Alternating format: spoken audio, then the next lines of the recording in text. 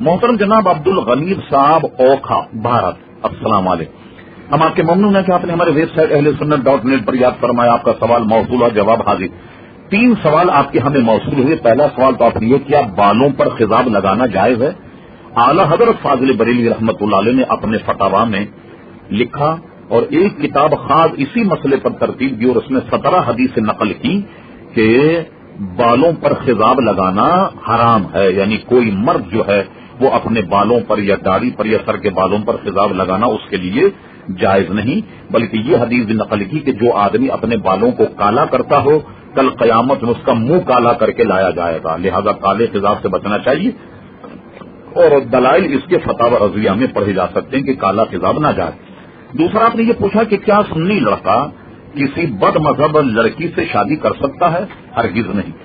نبی کریم صلی اللہ تعالی علیہ وسلم نے بد مذہب اور بے دین سے نکاح کرنے کو ناجائز قرار دیا، اور صریح حدیث آتی ہے قال نبی صلی اللہ علیہ وسلم ولا تناکحوہم، تم بد مذہبوں سے ہرگز نکاح مت کرو، اس لیے بے دین بد مذہبوں سے ہرگز نکاح نہیں کرنا چاہیے اور ناجائز۔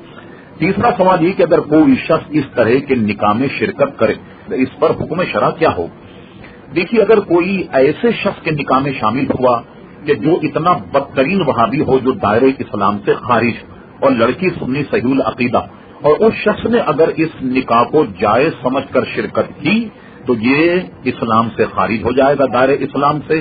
اسے دوبارہ کلمہ پڑھنا ہوگا اور دوبارہ نکاح بھی کرنا ہوگا۔ اگر یہ بیوی رکھتا ہو، اس کا نکاح ہو تو یہ دوبارہ، اور کسی قاضی نے بھی اس کو اگر جان کر کے پڑھایا، جبکہ بے دین ایسا بے دین ہے کہ جو دائرہ اسلام سے خارج، اور خاتون اگر مسلمان ہے تو نکاح پڑھانے والے کا اپنا بھی نکاح گیا، وہ بھی تجدید ایمان تجدید نکاح کرے گا۔ ہاں البتہ انجانے پن میں اگر ایسے نکاح میں شرکت کر لی تو توبہ کرنی چاہیے۔ ہاں، اور اس کو حرام سمجھ کر کے اگر شرکت کی تو تب یہ حرام ہوگا، تو حرام کے ارتکاب سے توبہ کرنی چاہیے۔ ایمان اور نکاح پر اس کا فرق نہیں پڑے گا، جبکہ اس نے اس کو سخت حرام جان کر کسی مجبوری کی وجہ سے نکاح میں شرکت کی۔